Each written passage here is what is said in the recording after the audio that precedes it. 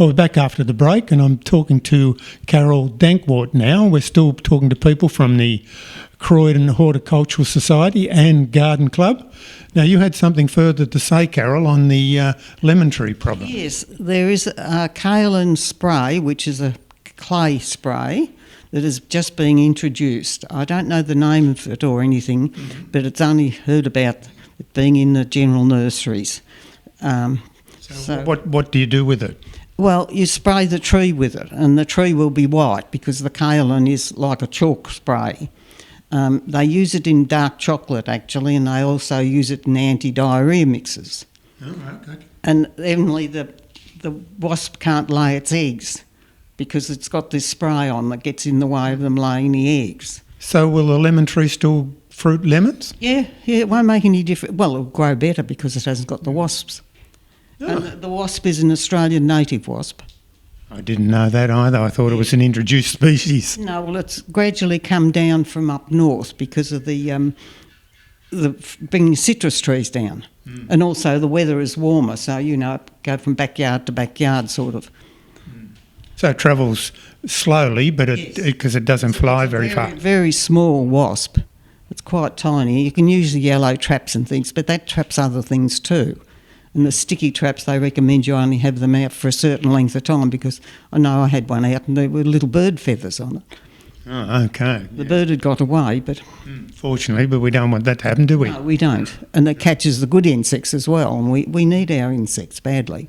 Yeah. Okay, now you've come along to talk about this, and this looks like a table at the garden club. Is this what it looks like? That's right. Everyone brings along their things that they like in the garden. And I also leave cutting back things until garden club day, and then I bring it along pieces like this one. So these are these cuttings as well. So anyone that wants to grow it takes cuttings and grows them. So these are all yours, so you must have a lot of stuff in your garden. Well, I have, but it's not only me. We've got some members, these are salvias, and we have some members that each month of the year, and that's how many of us? Well, there's 11, isn't it?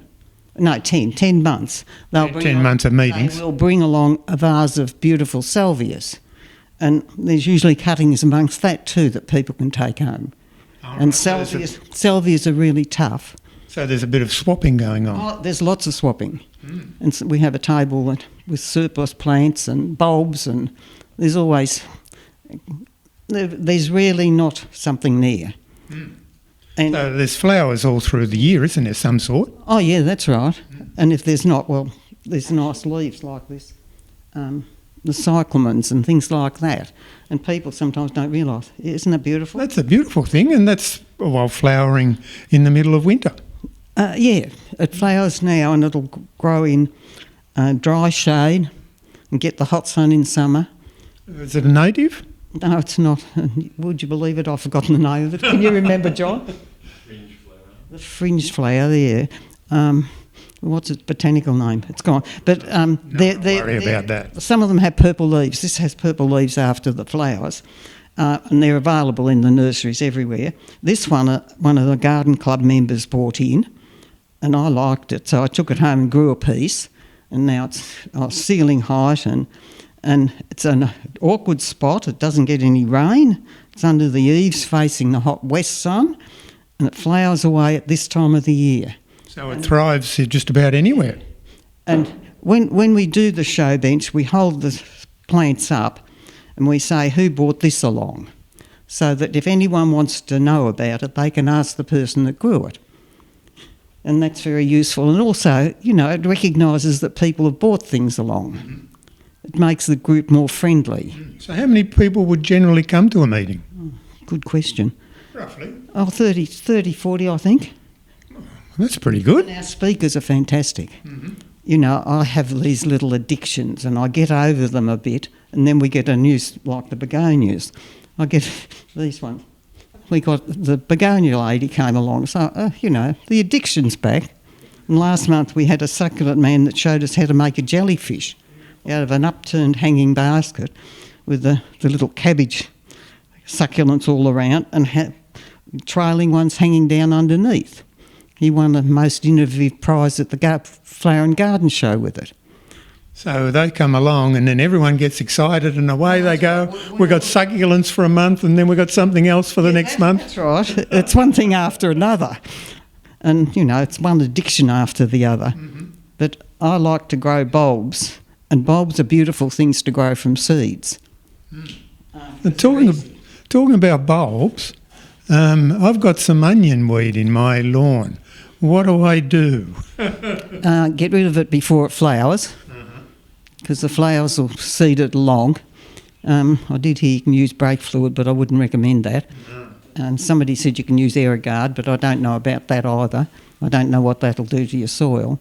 But I think it's patience and perseverance. I have noticed that when the ground is really wet, you can pull them out pretty easily. Yeah, well, you'd probably be better to dig it out so you get every little bit. Use a fork underneath it. And and that's patience and perseverance. So I'm leaving a little bit behind, am I? Well, could be. And that'll grow into a bulb and That's right. If you've got bulbs, patience and perseverance. Wow. Yeah. Okay, we've only got a few more minutes to go, so tell us what you've got there. What is it? A clivia seeds here. Clivia, what are they? They're Just a flower? a leafy one. They've got them planted around Warina, and that is the seed. And I usually get one of these, put potting mix on top, put that on top, and put gravel, like this white gravel here, on top of that. And then you chuck it in a corner under a tree and forget about it. When they come up, I'll put a bit of fertiliser on it, and you can leave them there for years. With other seeds, you've got to pot them on, but with these, you leave them there and they can get bigger and bigger and bigger. Mm-hmm. And then you plant them in the garden or give them to the garden club. Yeah. Okay. So this is all what happens at a meeting and everyone brings along their stuff. That's right, and we show people how to do these things. All right, so it's so you train them as well. Well, yeah, it's a show and tell. And we take this show along to the show and tell along to the radio station too. Because you're on Radio Eastern 98.1 FM. Yeah, 3:30 on Friday afternoon with Ken Earp. And we take all this along, but people can't see it. No, but they can today. They can today. Okay, we're getting the wind up, so we'll have to go, and we'll go to John next after the break. Thanks for coming to talk to us today. No problem at all. Anytime. I've been speaking to Carol Dankwart from the Croydon Garden Club.